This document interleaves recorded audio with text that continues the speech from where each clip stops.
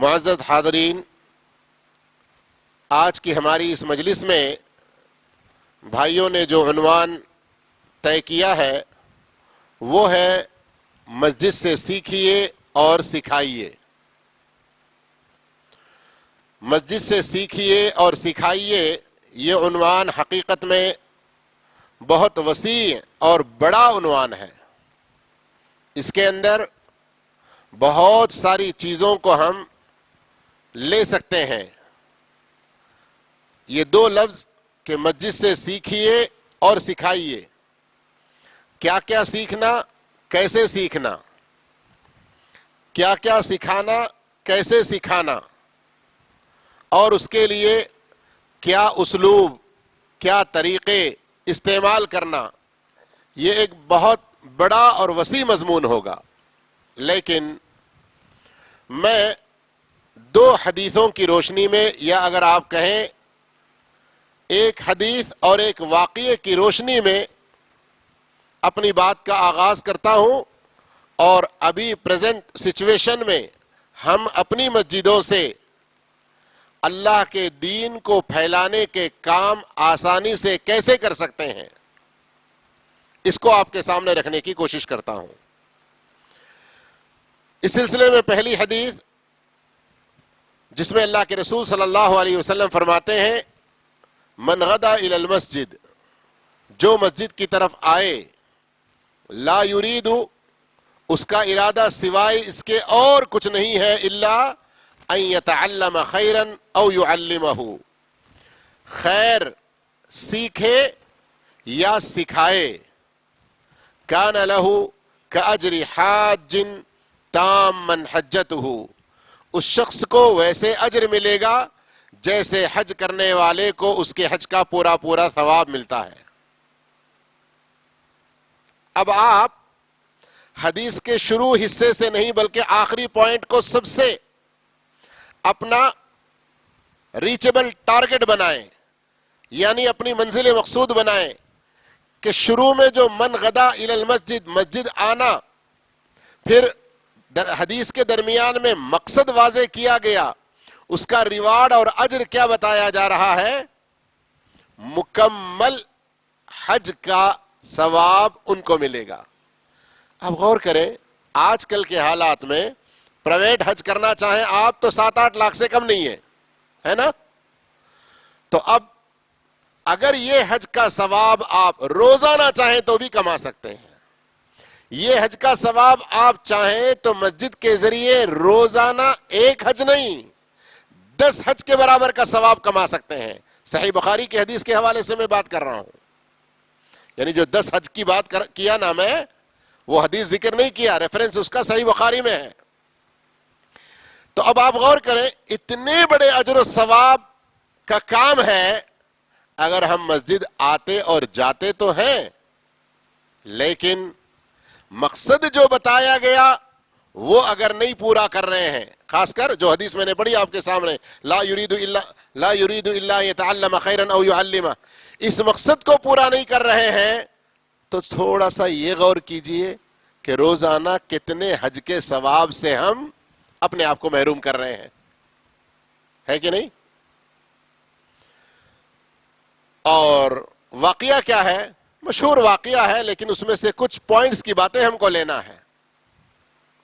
ثمامہ بن آثال نبی صلی اللہ علیہ وسلم کے دشمن، اسلام کے دشمن، صحابہ اکرام کے دشمن، نبی کریم صلی اللہ علیہ وسلم جس شہر میں رہتے ہیں اس شہر کے بارے میں وہ خود کہتے ہیں کہ میں اس کو سب سے برا شہر سمجھتا تھا۔ اللہ کے رسول صلی اللہ علیہ وسلم اپنے دیش اور دیش واسیوں کی حفاظت کے لیے، ان کی رکشا کے لیے کبھی کبھی کچھ چھوٹی چھوٹی ٹولیاں بھیجتے تھے، اور جو لوگ زیادتی کرنے والے ہیں، ظلم کرنے والے ہیں، ان کو تھوڑا سا اٹینشن میں رکھتے تھے۔ اسی بیچ میں کیا ہوا، ثمامہ بن آثال جو اس وقت کے بہت بڑے، کیا کہتے ہیں اس کو، کریم نگر میں ہے نا AMR، ایگریکلچرل مارکیٹنگ، اس وقت کی تجارت، منڈی میں سامان پہنچانے کے سب سے بڑے دلال، وہ جا رہے تھے عمرہ کرنے کے لیے. صحابہ اکرام نے ان کو پکڑ لیا، رسول اللہ صلی اللہ علیہ وسلم کے پاس لائے. آپ دیکھیے اتنا بڑا سخت دشمن قابو میں آ گیا. اب کیا ہونا چاہیے؟ فوری طور پر انتقامی کاروائی.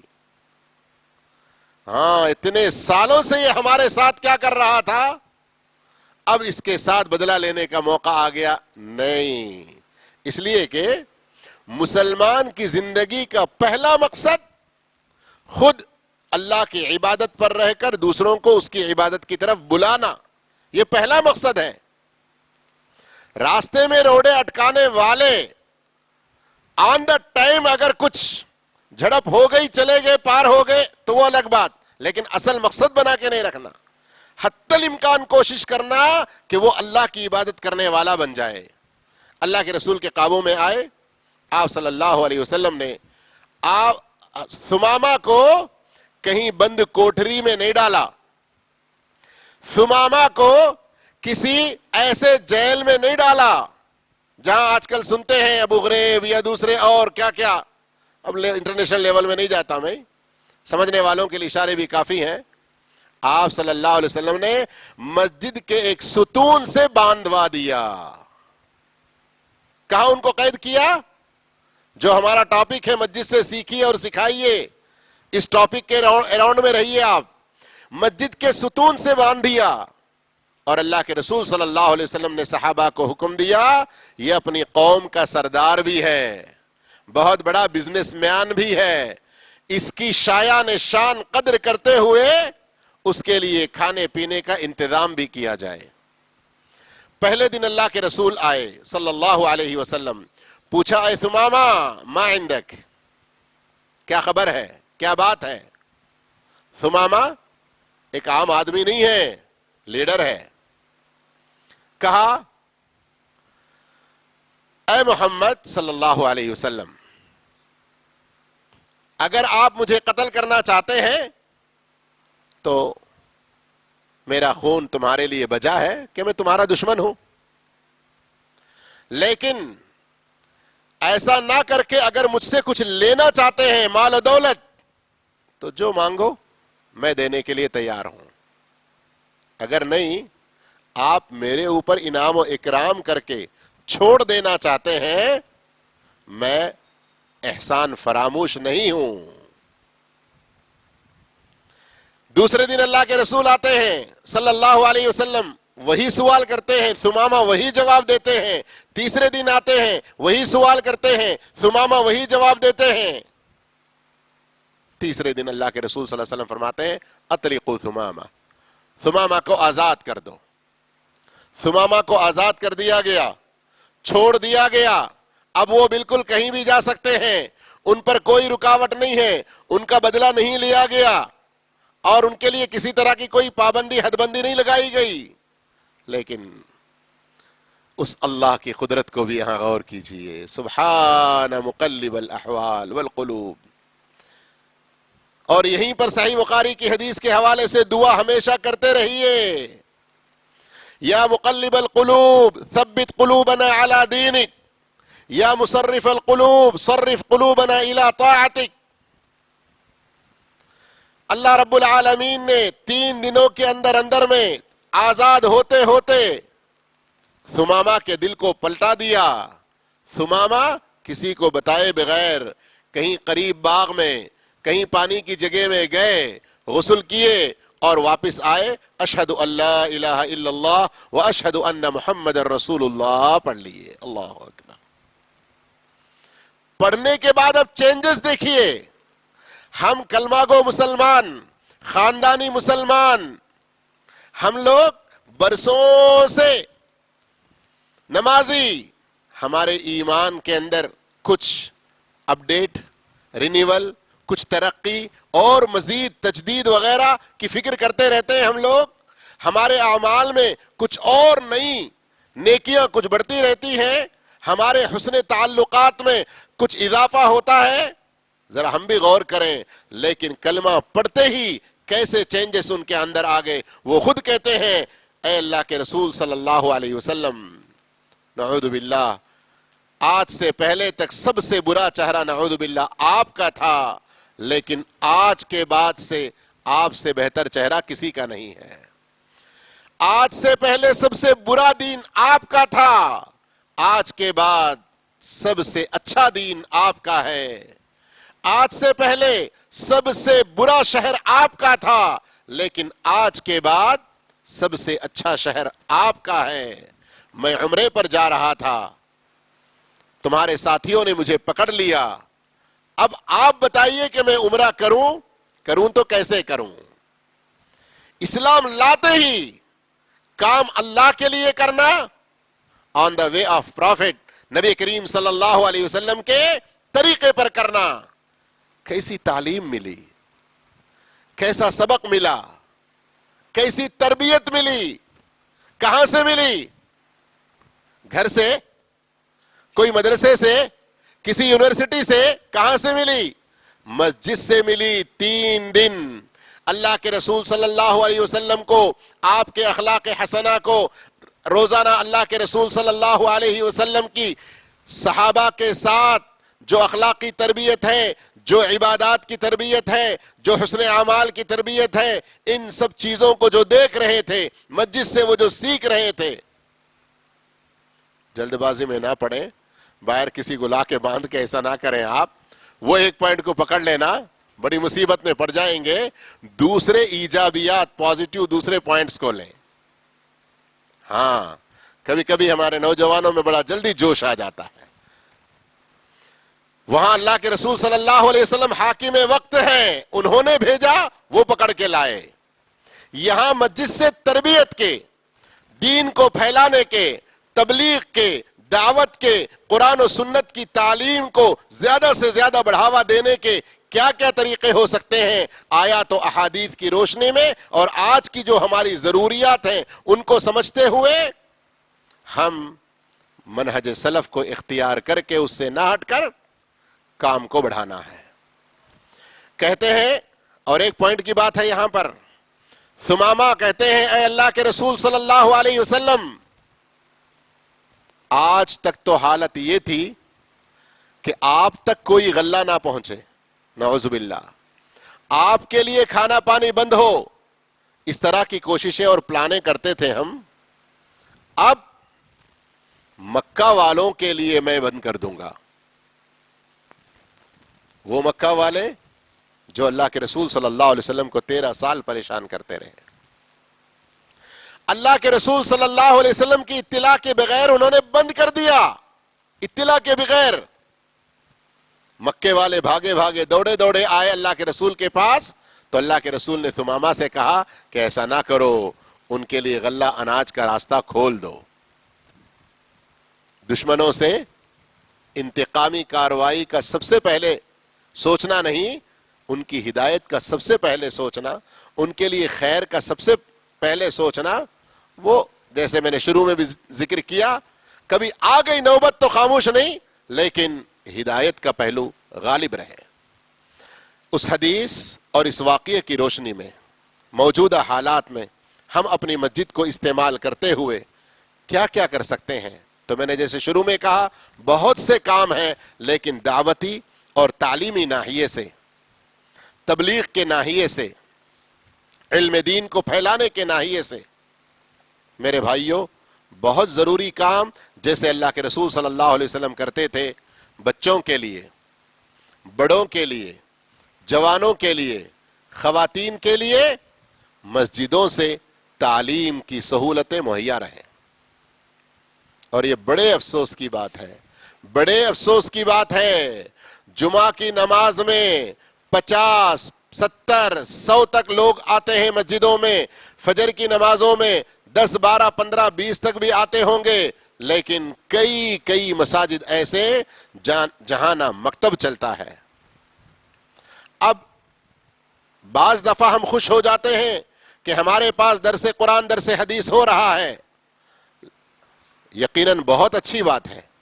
بالکل نہ ہونے کی شکل میں، بالکل نہ ہونے کی صورت میں جو نقصانات ہیں اس کے مقابلے میں درس قرآن، درس حدیث اچھی چیز ہے، لیکن بہت سی جگہوں پر صورتحال کیا ہے؟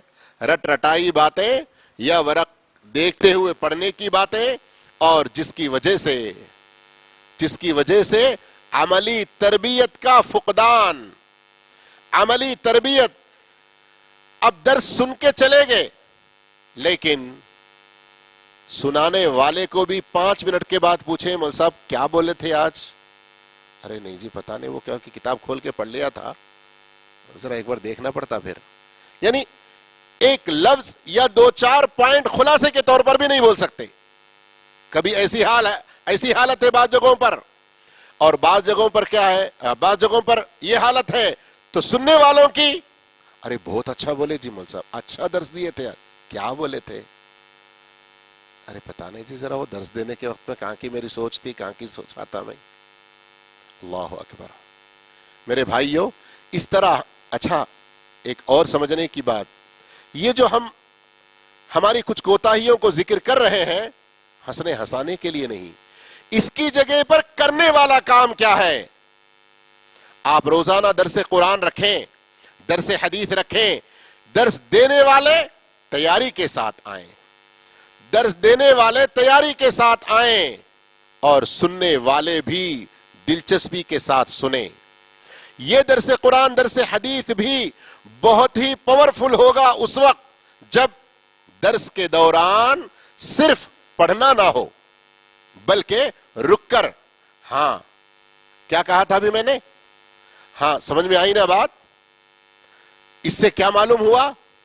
اس طرح کے سوال، اس لیے کہ اللہ کے رسول صلی اللہ علیہ وسلم کی محفل میں ہم دیکھتے ہیں نا الا، یہ بار بار ذکر آتا ہے نا. اور اسی طرح اللہ کے رسول صلی اللہ علیہ وسلم اپنے صحابہ کے درمیان میں ہوتے کوئی بات بتاتے تو کبھی سوالی انداز میں کرتے. اب میں اس کی مثالیں دیتا چلا جاؤں تو بات لمبی ہوگی. تو یہ طریقہ ہونا چاہیے درس کا. عام طور پر جو ایک روٹین چل رہا ہے بہت سی جگہوں پر کہ کوئی اگر کتاب دیکھ کر نہیں دے رہا ہے، الحمدللہ اپنی یادداشت سے بھی دے رہا ہے، لیکن لوگ کس حد تک ہمارے ساتھ ہیں، توجہ سے سن رہے ہیں یا نہیں سن رہے ہیں، اس کا بھی لحاظ ہونا چاہیے. اور ایک چیز ہمارے بہت سارے علاقوں میں اللہ تو فرماتا ہے وما ارسلنا من رسول الا بلسان قومی، ہر رسول کو اس رسول کے قوم کی جو زبان ہے اس زبان میں ہم نے بھیجا. اب یہاں ہمارے پاس کیا ہے؟ ارے اردو نہیں بولے تو کیا سمجھتے کہ جی لوگ، یہ اردو کا، میں اردو کی کم قدری نہیں کر رہا ہوں، لیکن سامعین اگر تیلگو سمجھنے والے ہیں، وہاں درس اگر تیلگو میں ہو جائے، میرے سامنے بیٹھے ہوئے 50 لوگوں میں سے سب کے سب تیلگو اچھی طرح سمجھتے ہیں. 2-4 آدمی ایسے انٹیلیجنٹ، انٹلیکچوئلز، گریجویٹ، کوالیفائڈ، ماشاءاللہ اردو ادب میں ایم اے وغیرہ کیے ہوئے، تو میں صرف 2-4 آدمیوں کی خاطر اردو میں بات کر کے باقی 45 آدمی جو اردو اچھی طرح نہیں سمجھ سکتے، تیلگو سمجھ سکتے، ان کو محروم نہیں کروں گا. اس کے اندر ہم لوگ اپنی انفیریٹی کمپلیکس، احساس کمتری سے باز آئیں، ہم احساس کمتری سے نکلیں، ہمارے اپنے دروس کو مؤثر بنانے کی کوشش کریں. مسجد کے ذریعے جیسے میں نے کہا بچوں کے لیے، بزرگوں کے لیے تعلیم اور تربیت. تعلیم اور تربیت میں عقائد کی چیزیں ہیں، عقیدے سے متعلق چیزیں ہیں. ہمارے پاس مٹیریل ہے لیکن اس کا صحیح یوٹیلائز کہتے ہیں نا، استعمال نہیں ہو پا رہا ہے. مثال کے طور پر اردو اور تیلگو میں دیکھیں، سوال و جواب کی شکل میں چھوٹی سی کتابیں ہیں. بٹھائیں بڑوں کو بھی، بچوں کو بھی، الگ الگ دن مقرر کریں اور ان کے لیے عقیدے کی بنیادی تعلیمات سوال و جواب کی شکل میں. اس سلسلے میں محمد بن جمیل زینو کی بھی، اور اسی طرح سے محمد بن عبد الوہاب رحمہ اللہ کے کتابوں کا مولانا صفی احمد مدنی نے رحمہ اللہ نے ترجمہ کیا تھا، تیلگو میں اس کا ترجمہ ہو چکا ہے. تو ایسی چیزوں کو رکھیں اور اس سے چھوٹے چھوٹے سوال جواب. آپ نے کبھی غور کیا؟ ٹنکل ٹنکل لٹل اسٹار، اس طرح سے بچے ہمارے پڑھتے ہیں، 3 سال کے، 2 سال کے، ارے میرے بچے کو بولنا آ گیا، اسکول جاتے ہوئے سیکھ گیا، کتنا خوش ہوتے ہیں. لیکن عقیدے کی تعلیم، نماز کی دعائیں، صبح و شام کے اذکار، قرآن کی کچھ چھوٹی چھوٹی سورتیں، ان کو سکھانے کے حوالے سے ہم اپنی مسجدوں کا استعمال کریں. خاص کر ہم اپنی مسجدوں کا استعمال علم، دعوت، تبلیغ کے لیے کرنا ہے تو اس میں کچھ مالدار لوگ آگے اپنے سے بڑھیں. میں کئی علاقوں میں دیکھا کہ گھر میں کوئی بڑے آدمی مر جاتے ہیں تو اس کے بعد مسجد کے لیے، میرے بابا کے لیے اگر کچھ کرے تو اچھا تھا، کیا تو بھی فین کی ضرورت ہے، اے سی کی ضرورت ہے، کچھ پتھر بچھانے کی ضرورت ہے، مصلے کی ضرورت ہے، اس طرح سے پوچھ کے آتے ہیں. بہت جگہوں پر ہے، دیکھیں ہوں گے آپ لوگ بھی. میں کہتا ہوں اللہ نے جب مال دیا ہے اپنی زندگی میں خرچ کریں، خود اپنے لیے صدقہ جاریہ چھوڑ کر جائیں، ایصال ثواب کے راستے خود بنا کے جائیں. اپنی اولاد کے اوپر ہم منحصر ہو کر نہ رہیں. ان میں سے کیا ہے کہ آپ کچھ فنڈ خاص کریں مسجدوں کے اندر. مسجدوں کے اندر ہم لوگ کیا کرتے ہیں؟ امام صاحب کی تنخواہ، مؤذن صاحب کی تنخواہ، مسجد کے کچھ ریپیئر کے کام وغیرہ کے لیے، کرنٹ کا بل اگر ہے تو اس کے لیے، پانی کا بل ہے تو اس کے لیے، یہ سب سوچ کے رکھتے ہیں نا. تعلیم، تبلیغ، دعوت کے لیے فنڈ، اس کا اسپیشل انتظام کریں.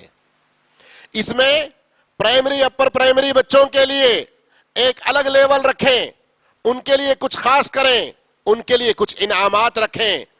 بچوں کے لیے کیا مفید چیزیں ہو سکتی ہیں، وہ چیزیں چھوٹی عمر کے بچوں کے لیے ایسے کھلونے جو کھیل کر وقت برباد کرنے والے نہ ہو، ایسے کھلونے جو ان کی ذہنیت کو، ذہنی صلاحیتوں کو بڑھانے والے ہوں، ایسے کھلونے جو آپس میں مل جل کر کھیلنے کی ترغیب دینے والے.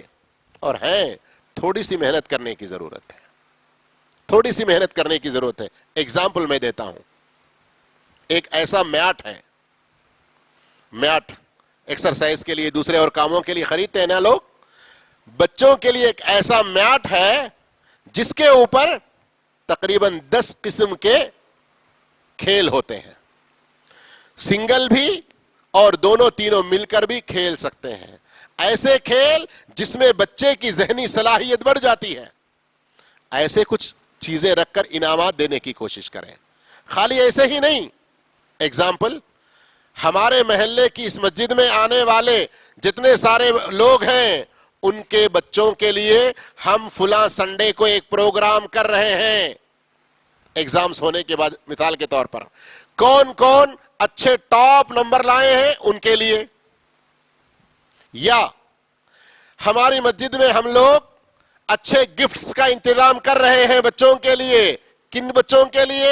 جو ڈیلی فجر کی نماز میں خود آئیں، کوشش کر کے اپنے پپا کو بھی اٹھا کے لائیں، اپنے بڑے بھائی کو بھی اٹھا کے لائیں. ہماری مسجد سے جوانوں کے لیے بھی، نوجوانوں کے لیے بھی گفٹس کا انتظام ہے. کیا ہے؟ ان کے لیے جو 5 وقت کی نماز کی پابندی کرتے ہوں. اس طرح سے انکریج کریں.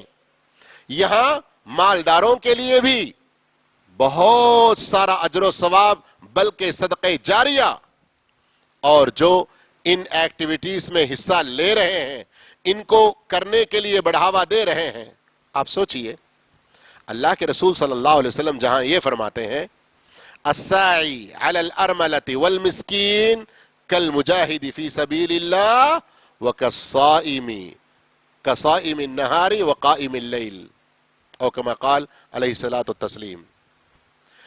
کسی بیوہ اور مسکین جن کا کوئی سہارا نہیں، ان کی معیشت، روزگار، کھانے پینے کے لیے انتظام کرنے والا کوئی نہیں، ایسے بیوہ اور مسکینوں کے لیے جو دوڑ دھوپ کرتا ہے، ان کے لیے کچھ فنڈ اکٹھا کرتا ہے، ان کے لیے کچھ چندہ جمع کر کے ان تک پہنچاتا ہے، وہ آدمی، اس کو کتنا بڑا ریوارڈ، کتنا بڑا اجر. آپ صلی اللہ علیہ وسلم فرماتے ہیں وہ اس شخص کی طرح سے ہے جو اللہ کے راستے میں جہاد کر رہا ہے، وہ اس شخص کی طرح سے ہے جو سارے دن روزہ رکھ رہا ہے، وہ اس شخص کی طرح سے ہے جو ساری راتیں تہجد پڑھ رہا ہے.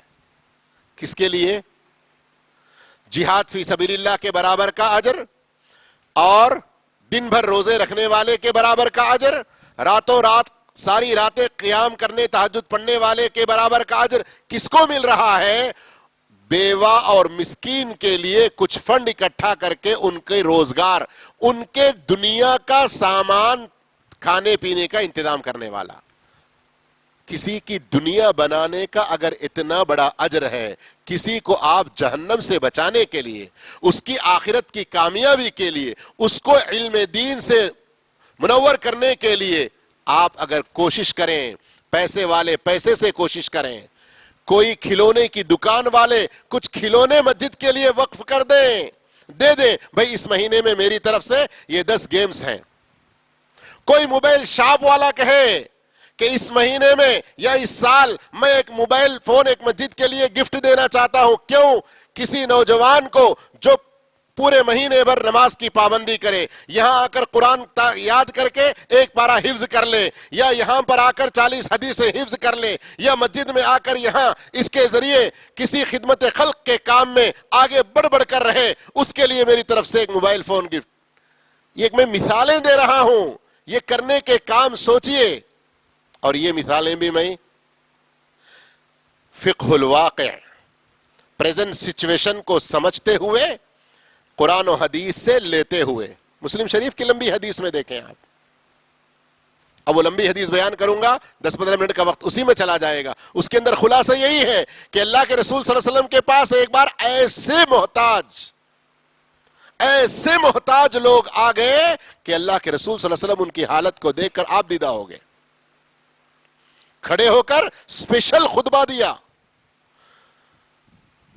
खास कुछ सूरतों की आयतें तिलावत करके लोगों को झिंझोड़ा, सदका खैरात पर उभारा।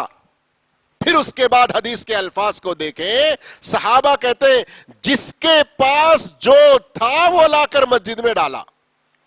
अनाज वाला अनाज लेके आया, कपड़े वाला कपड़े लेके आया, खजूर वाला खजूर लेके आया, और जो चीजें, और उनमें से फिर अल्लाह के रसूल सल्लल्लाहु अलैहि वसल्लम ने तकसीम किया।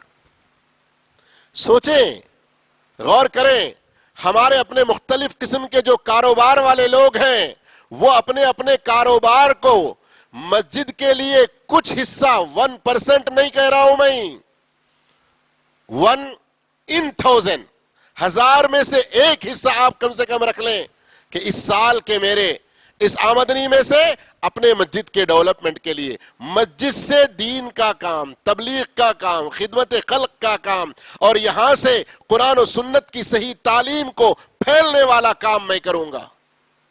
मेरे भाइयों, अब कोई बहुत बड़े अल्लाह वाले आके कहीं ये कहेंगे, अरे क्या जी दुनिया के कुछ सामाना चीजें देके लोगों की नीयतें खराब कर दे रहे हैं। अम्मा, हमारे पास करते रहे तो आगे बढ़ के सपोर्ट करने वाले कम, ये टांग खींचने की गंदी सियासत बहुत ज्यादा, अल्लाह बचा के रखे। तो उनको बोलना, जरा सही बुखारी की हदीस पढ़ लो चिचा। अल्लाह के रसूल सल्लल्लाहु अलैहि वसल्लम क्या फरमाते हैं, आप सल्लल्लाहु अलैहि वसल्लम सहाबा को क्या तरगीब देते हैं? अगर इस मस्जिद नबवी से 3 से 4 किलोमीटर की दूर की मसाफत पर अकीक और बथान, ये जो 2 वादियां हैं, वहां पर अगर तुम में से किसी को मोटी ताजी गाभन ऊंटनी मिले, और कैसे मिले वो? बिगैर इस्मिन वला कतिया, किसी रिश्ते नाते को तोड़कर नहीं, किसी पर जुल्म करके नहीं, कोई गुनाह का काम करके नहीं, आपको ऐसे ही फ्री में, हदिये में, अच्छे जायज तरीके से मिल जाए, तो तुम में से किसको पसंद नहीं है ऐसे ऊंट का लेना? और आपको पता है कि उस वक्त अरब में ऊंट की बड़ी कदर कीमत, बड़ी कदर कीमत। और कैसा ऊंट? गाभन, मोटी ताजी, सेहतमंद। सहाबा ने क्या कहा? हम में से हर किसी को यह पसंद है, हम में से हर किसी को यह पसंद है। आप देखिए, अल्लाह के रसूल सल्लल्लाहु अलैहि वसल्लम फिजिकली और दुनियावी اور ہمارے کم سے کم پڑھا لکھا یا بالکل ان پڑھ گنوار گاؤں کا رہنے والا کم سے کم سمجھنے والے کو بھی آسانی سے سمجھ میں آئے ایسی مثال دے رہے ہیں کہ بتھان یا عقیق میں جا کر وہاں بغیر کسی گناہ اور ظلم کے 2 گابن موٹی تازی اونٹنی ملے تو کس کو لینا پسند نہیں ہے؟ صحابہ کہتے ہیں سب کو پسند ہے. تو اللہ کے رسول صلی اللہ علیہ وسلم فرماتے ہیں افلا یغدو احدکم المسجد، تم میں سے کوئی آدمی مسجد میں کیوں نہیں چلا جاتا اور وہاں جا کر 2 آیتیں پڑھ لیتا، اور ایک روایت میں ہے 2 آیتیں سیکھ لیتا. یقرأ بھی ہے، یتعلم بھی ہے. 2 آیتوں کی تلاوت مسجد میں بیٹھ کر کر لیتا، یا 2 آیتیں اپنے کسی مولوی صاحب سے سیکھ لیتا. خیر لہ من ناقتین، یہ 2 آیتوں کا پڑھنا، 2 آیتوں کا سیکھنا ان 2 اونٹنیوں سے کہیں زیادہ بہتر ہے، کہیں زیادہ بہتر ہے. تو کبھی لوگوں کو انکریج کرنے کے لیے، ترغیب دینے کے لیے، ان کو موٹیویٹ کرنے کے لیے، کس طرف موٹیویٹ؟ دین کی طرف، آخرت کے کاموں کی طرف. دنیا کی کوئی چیز ان کے سامنے رکھنا یہ ہرگز برا نہیں ہے. جنگ حنین کے بعد کا واقعہ یہ سب سے بڑی مثال ہے. مسلم شریف کے اندر وہ حدیث موجود ہے بڑی لمبی. جنگ حنین کے بعد حکیم بن حزام کا واقعہ بڑا مشہور ہے اس سلسلے میں. تو ہم فقہ الواقع، پریزنٹ سچویشن کو، ہماری ضروریات کو دیکھیں، سلف کے منہج کو قرآن و حدیث سے سیکھتے ہوئے ہم اپلائی کریں، امپلیمنٹ کریں، اس کو لاگو کر کے ان چیزوں کو، ان کاموں کو بڑھاوا دینے کی کوشش کریں. آج کی ہماری تقریر صرف سننے سنانے کی حد تک نہ ہو، بلکہ اس میں سے پوائنٹس نکالیں. جہاں جہاں یہ بیان ریکارڈ ہو کر پھر پہنچے، مسجد والے سوچیں کہ ہماری اپنی اس مسجد کے ذریعے، ہمارے مسجد کے سراؤنڈنگ میں رہنے والے کتنے سارے لوگوں کو ہم کیا کیا بینیفٹس پہنچا سکتے ہیں. ہر کاروبار آدمی، تاجر آدمی، بزنس اور اچھے مالدار پیسے والے لوگ ایسے کاموں میں اپنے پیسے کو استعمال کر کے اپنی آخرت کو بہتر بنائیں. کیا ہمارے لیے عبد الرحمن بن عوف کا یہ واقعہ کافی نہیں ہے؟ عائشہ صدیقہ رضی اللہ تعالی عنہا اپنے گھر میں بیٹھی ہوئی ہیں، کچھ شور سنتی ہیں، آواز سنتی ہیں، سوال کرتی ہیں کہ یہ کیا آواز ہے؟ کوئی دیکھ کر آتا ہے اور کہتا ہے کہ یہ عبد الرحمن ابن عوف جو مدینے کے بڑے تاجر صحابی، ان کا تجارت کا قافلہ اونٹوں پر سامان لدا ہوا آ رہا ہے، اس کی یہ آواز ہے. عائشہ رضی اللہ عنہا فرماتی ہیں اللہ کے رسول صلی اللہ علیہ وسلم سے میں نے سنا تھا کہ عبد الرحمن جنت میں تو جائیں گے لیکن تھوڑا سا لیٹ، تھوڑا سا دیر سے. کیوں؟ بہت کچھ مال و دولت ہے. جیسے بعض روایتوں میں ان کی صحت کے بارے میں فی الوقت میرے ذہن میں نہیں آ رہا ہے، لیکن روایتیں صحیح ہیں. روایتوں میں آتا ہے کہ مالداروں کے مقابلے میں غریب لوگ 500 سال پہلے جنت میں چلے جائیں گے. مالداروں کا مقام بڑا بھی ہو سکتا ہے، لیکن یہ حساب و کتاب، ان کے حساب و کتاب کی وجہ سے عبد الرحمن ابن عوف کے بارے میں عائشہ رضی اللہ تعالیٰ عنہ کی یہ بات، جب عائشہ رضی اللہ تعالیٰ عنہ نے عبد الرحمن ابن عوف کے بارے میں یہ کہا اور کسی نے یہ بات ان تک پہنچا دی، ان تک پہنچا دی، آنکھوں سے آنسو آئے. جتنا وہ قافلہ تھا سارا کا سارا مدینے کے محتاجوں پر تقسیم کر دیا، صدقہ کر دیا. کم ہوا، اس کے بعد وہ مفلس ہو گئے. اس کے بعد ورلڈ 10 رچ پرسنز میں پہلے نمبر پر تھے، لیکن اب 10 سے بھی اتر گئے. اس طرح کا کوئی ان کا لقب کم ہو گیا. سمجھ میں آ رہا ہے؟ ذرا حالات کو بھی سمجھو، حالات حاضرہ کو بھی دیکھو. ابھی ایک 15-20 دن کے اندر کی خبر تو آپ کو بھی معلوم ہوگی.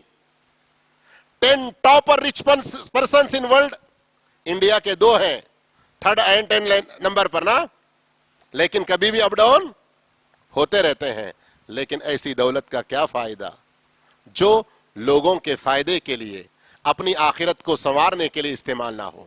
عبد الرحمن بن عوف اس کے بعد غریب نہیں ہوئے، فقیر نہیں ہوئے، قلاش نہیں بن گئے، مفلس نہیں بن گئے۔ میں یہ واقعہ کیوں سنا رہا ہوں؟ میں ابھی یہ نہیں کہہ رہا ہوں کہ سارے مالدار لوگ اپنا پورا خرچ کر دو، دکان کو ختم کر دو، بتانے کے مقصد دل بڑا ہو۔ جیسے کہتے ہیں نا، حدیثوں سے بھی یہ بات ثابت ہے، تونگری دل کی تونگری ہے۔ میرے بھائیوں، مسجد کے ذریعے ہم علم، دعوت اور تبلیغ کے حوالے سے اور کون سے اسلوب استعمال کر سکتے ہیں؟ درس و تدریس کے بارے میں بات آئی، بچوں، بوڑھوں، خواتین وغیرہ۔ خواتین کے حوالے سے ہم نے کچھ تفصیل سے گفتگو نہیں کی، ورنہ خواتین کے حوالے سے ایگزیکٹلی مسجد کے اندر اگر ان کی اپنی صحت کے حوالے سے یا کچھ شرعی مجبوریوں کی وجہ سے کچھ رکاوٹ ہو، لیکن ساری سیوائیں، سارے سروسز مسجد کی طرف سے ہوں، مسجد کے قریب یا جہاں مناسب ہے کوئی جگہ ایسی ہو جہاں خواتین کے لیے تعلیم، دعوت اور تبلیغ کے ساتھ ساتھ ان کے اندر اگر کوئی بیوائیں ہیں یا اگر کوئی ایسے محتاج و مسکین ہیں تو ان کا بھی خاص طور پر خیال کرتے ہوئے وہ خود اپنے پیروں پر کھڑا ہو سکیں۔ یہاں پر حکومت کی طرف سے بھی بہت ساری سہولیات خواتین کے لیے ہوتی ہیں، سلائی مشین دینے کی اور دوسری کچھ چیزوں کی۔ تو بات حکومت کی آئی تو ایک اور پوائنٹ کی طرف میں آگے آتا ہوں، خواتین کے دعوت و تبلیغ سے متعلق باتیں پھر کریں گے۔ حکومت کے حوالے سے کیا ہے، ہندوستان کے اندر خاص طور پر ہمارے تلنگانہ وغیرہ میں وقف بورڈ کی طرف سے ہو یا خود حکومت کی طرف سے مائنارٹی کے نام پر ہو اور دوسرے کئی ایسے کیا کہتے ہیں ان کو مدات ہیں، ایسے طریقے ہیں جہاں سے پیسہ نکلتا ہے، لیکن ان کو لینے کے لیے بھی کچھ عقل مندوں کی اور کچھ اچھے ہنر مندوں کی، کچھ اچھے ٹرکس رکھنے والوں کی بڑی سخت ضرورت پڑتی ہے۔ واللہ کچھ واقعات میرے سامنے آئے تو بڑا دکھ ہوتا ہے، بڑا دکھ ہوتا ہے۔ قوم کا درد ہمارے اندر نہ ہونے کی وجہ سے کچھ لوگ ان کا غلط استعمال بھی کر رہے ہیں، ان کا غلط استعمال بھی کر رہے ہیں۔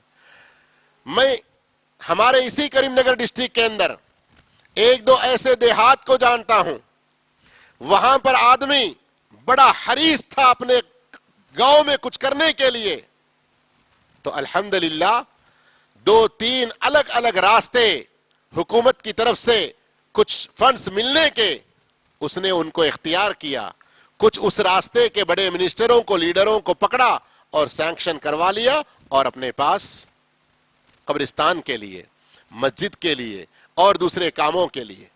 آپ مسجد کے ذریعے خواتین میں سلائی مشین محتاج فلاں فلاں فلاں ہیں یا بیوائیں فلاں فلاں ہیں، اس طرح سے آپ وہ فنڈ مسجد کے تھرو استعمال کرنے کی کوشش کریں۔ وہ آئے گا جائے گا کسی اور کے راستے، کسی کا نام روشن ہوگا، کسی کی فوٹو چورستے پہ لگے گی، لیکن اگر آپ کے مسجد کی طرف سے یہ کام ہوا، دعوت میں، تبلیغ میں، اسلام میں مسجد کا کیا رول ہے، یہ آپ کے اطراف و اکناف میں رہنے والے لوگوں کو پتا چلے گا۔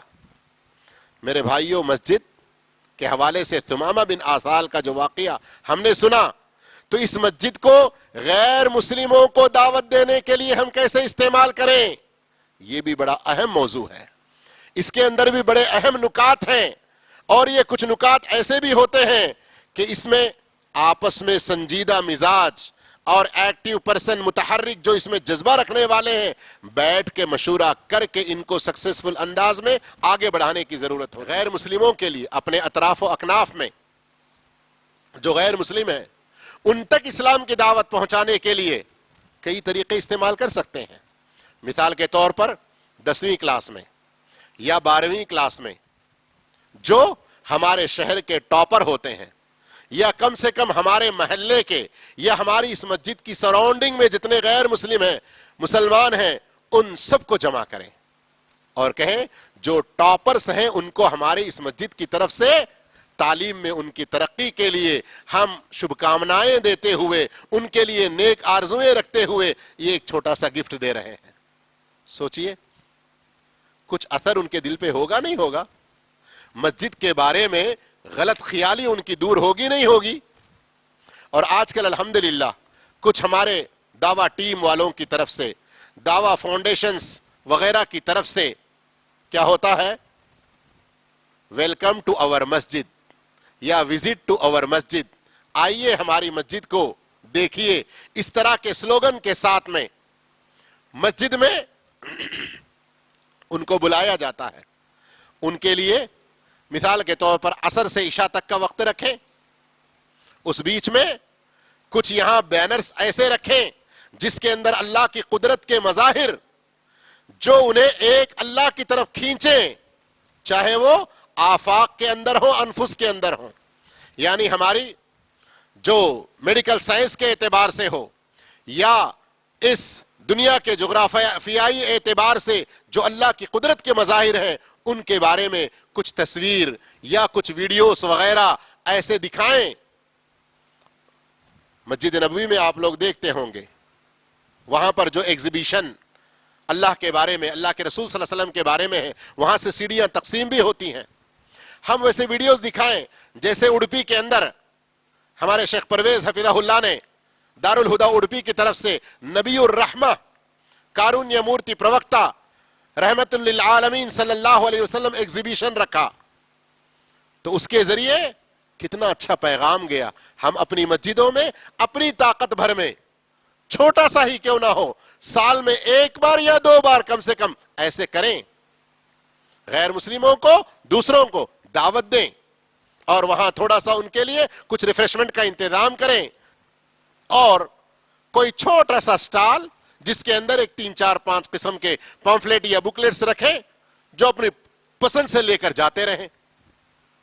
اس سے اس درمیان ان کے لیے بالکل آخر میں کچھ ایسی کرسیوں کا انتظام کریں کہ نماز کے دوران وہ لوگ ہماری نمازوں کو دیکھیں، ہمارے جماعت کے سسٹم کو دیکھیں، اور اگر ضرورت پڑی تو آپ مسلمانوں میں سے کچھ لیبر جیسے لوگ جو رہتے ہیں ڈیوٹی پر کام کے کپڑوں میں رہتے ہیں، ان کو ریکویسٹ کر کے ہی صحیح مسجدوں میں اس دن حاضر کریں، بیچ صفوں میں درمیان میں رکھیں، دیکھنے والوں کو یہ احساس ہو، ارے یہ مسجد کے صدر صاحب، ارے یہ آدمی ایک لیبر، ارے ان تو اتنا بڑا مالدار آدمی، ارے انہیں تو یہ بھوکا فقیر دکھ رہا، مانگ کے کھاتا تھا ادھر میں، انہیں بھی کھڑ کے سب لوگ ایک صف میں ہیں. یہ کیسی عبادت ہے؟ یہاں پر کوئی تارتمیم، کسی طرح کی تفریق، ذات پات، اونچ نیچ کچھ نہیں ہے. اس طرح کا ایک اچھا میسج جائے ان کو. حقیقت میں یہ ٹاپک شاید کچھ لوگوں کے لیے روکھا پیکھا دکھے تقریروں کی شکل میں، اس لیے کہ بیان اور تقریروں میں چیخ چیخ کے چلا کے بیٹھے سو والے اٹھ کے کھڑے ہو جائیں، یا کھڑے سو والے کرسیوں پہ بیٹھے سو والے نعرے تکبیروں کے ذریعے کرسیاں توڑ دیں تو بولتے کہ بڑا اچھا اجتماع ہوا. میرے بھائیوں، کچھ ایسے کام ہم سیکھ کر جائیں جو ہم خود کریں. کہنے کو تو بہت سی باتیں ہیں، لیکن ہم خاص طور پر مسجد کے ذریعے علم، دعوت اور تبلیغ اپنے مسلمانوں کے درمیان اور اسی طرح سے غیر مسلموں کے درمیان میں کیسے بڑھا سکتے ہیں. اور پھر آخر میں ایک بار میں ذکر کروں گا ہمارے خواتین کے حوالے سے کہ جیسے بات مشہور ہے ایک مرد علم سیکھا تو اس کا فائدہ، لیکن ایک عورت علم سیکھی تو خاندان کا فائدہ. کہتے ہیں نا، اور بھی اس مفہوم میں دوسری اور کئی سارے سلوگنز ہیں. تو خواتین ان کو مسجد کے ذریعے صرف عقیدے، علم، عبادت کی ہی کلاسیں نہیں، بلکہ ایک عورت ایک اچھی ماں کیسے بن سکتی ہے، اس پر پریکٹیکلی کچھ خواتین کو بلا کر ہیں ہندوستان کے اندر.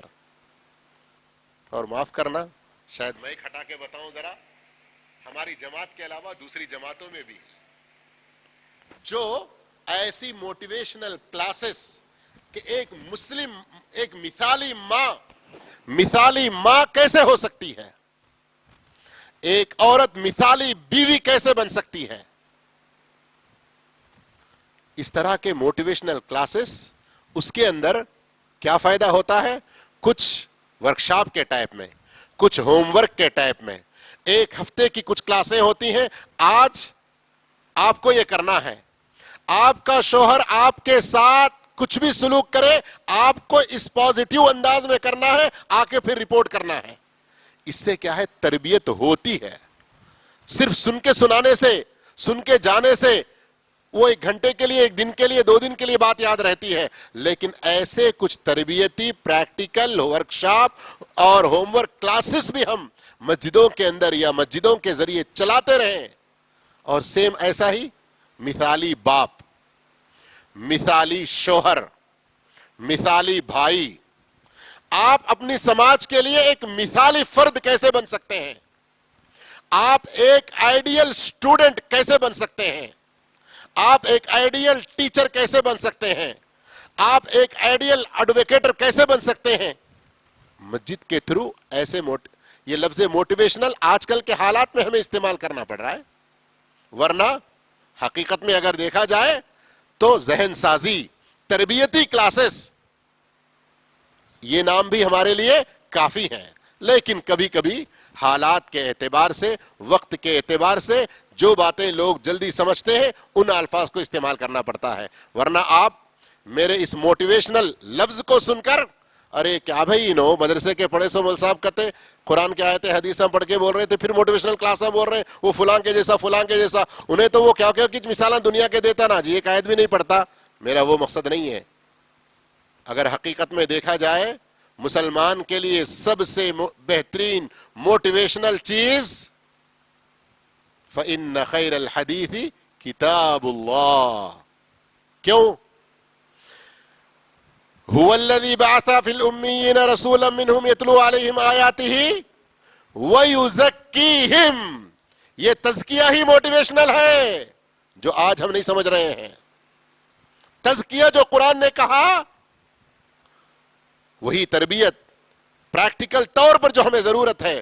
اب پھر آپ حدیثوں کی طرف بھی جائیں تو دیکھیں صحیح بخاری کے اندر ہی مالک ابن الحویرث رضی اللہ عنہ کی حدیث ہو، خود ابو ہریرہ رضی اللہ عنہ کی کئی حدیثیں، اور اسی طرح سے وفد عبد القیس، مالک ابن الحویرث رضی اللہ عنہ کی حدیث، خالی ایک ہی چیز یاد رکھ لی اس میں ہم لوگ، کیا؟ نماز میں مالک ابن الحویرث کی حدیث میں مشہور کیا ہے؟ نماز کے حوالے سے مالک ابن الحویرث رضی اللہ عنہ کی بڑی مشہور حدیث ہے، اس کے اندر نماز کے کچھ مسائل یاد ہیں، لیکن موٹیویشنل طور پر اگر دیکھیں تو وہ کیا کہتے ہیں؟ اقمنا، اللہ کے رسول صلی اللہ علیہ وسلم کے پاس ہم نے قیام کیا 20 دن یا اس سے کچھ کم زیادہ، اور اللہ کے رسول نے دیکھا کہ ہم نوجوان ہیں، ہم جوان لوگ ہیں، ہمارے فیملیز کی بھی کچھ ہمارے اندر رغبتیں ہوتی ہیں، تو پھر اللہ کے رسول صلی اللہ علیہ وسلم نے ہمیں رخصت کرتے ہوئے اس طرح سے کچھ نصیحتیں فرمائیں۔ تو بعض دفعہ ہم حدیثوں کے کچھ حصوں کو لیتے ہیں لیکن اس کے اندر عملی تربیت کے، میں ایک اور صحابی کا نام بھول رہا ہوں اس وقت، صحیح حدیث میں ان کا ذکر ہے، اللہ کے رسول صلی اللہ علیہ وسلم کے پاس، اللہ کے رسول صلی اللہ علیہ وسلم کے پاس تھے ہم، آپ صلی اللہ علیہ وسلم ایک موقع پر کہیں جانا تھا تو ہماری تربیت کے لیے فلاں صحابی کو مقرر کر کے گئے۔ پریکٹیکل کلاسز مسجد نبوی میں، مسجد صفا میں چلا کرتے تھے۔ اب ہو رہا کیا معلوم، ادھر ہم حدیثاں پڑھ لے رہے ہیں، حدیثاں پڑھنے کے دھن میں پڑھ کے چھوڑ دے رہے ہیں، کیا کیا پوائنٹس وہاں سے لے سکتے ہیں، ہمارے اس پریزنٹ سچویشن میں فٹ کر کے ہم کیسا اپنے آپ کو ڈیولپ، موٹیویٹ، ترقی، تربیت کر سکتے ہیں، وہ پوائنٹس مس ہو رہے ہیں۔ تو اس لیے میں کہہ رہا ہوں ہمارے درس و تدریس، ہماری کلاسز، ہمارے خطبے، ہمارے یہ سب اچھی تیاری کے ساتھ پریکٹیکل انداز میں ہوتے رہیں تو اللہ کی توفیق سے بہت فائدہ مند ہوگا۔ کتنے بجے اذان؟ میرا خیال ہے کہ اسی پر ہم گفتگو کو روک دیں گے، اس لیے کہ ہو سکتا ہے کہ ان میں سے کچھ باتیں نہ سمجھ میں آئیں تو کوئی پوچھ سکتے ہیں تو ان کو ہم اور وضاحت کر سکتے ہیں، یا کوئی اس موضوع سے متعلق سوال ہو تو سوال کے جواب کے ذریعے بھی کچھ باتوں کو ہم واضح کر سکتے ہیں۔ اللہ عز و جل سے ہم یہی دعا کرتے ہیں اللہ تعالی ہماری مسجدوں کو خالص اللہ کی عبادت کا گھر جو بنایا ہے اس میں خالص اللہ کی عبادت کرتے ہوئے اللہ کے بندوں تک اس کی عبادت کے راستوں کو اچھا سمجھانے کے لیے بہترین مرکز اور سنٹر بناتے ہوئے ان کو استعمال کرنے کی توفیق عطا فرمائے۔ آمین۔ وآخر دعوانا الحمدللہ رب العالمین۔ والسلام علیکم ورحمۃ اللہ وبرکاتہ۔